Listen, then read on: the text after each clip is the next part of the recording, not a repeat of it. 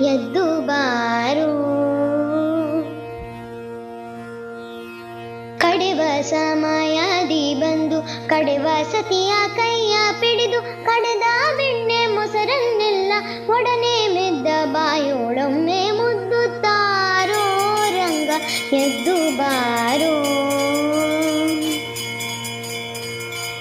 ವಿಷವನುಣಿಸಲು ಬಂದ ಅಸುರೆ ಪೂತನಿಯ ಕೊಂದ ವಶವನ್ನಲ್ಲ ಮಗನೇ ನಿನ್ನ ವಿಷವನುಂಡ ಬಾಯೋಳೊಮ್ಮೆ ಮುದ್ದು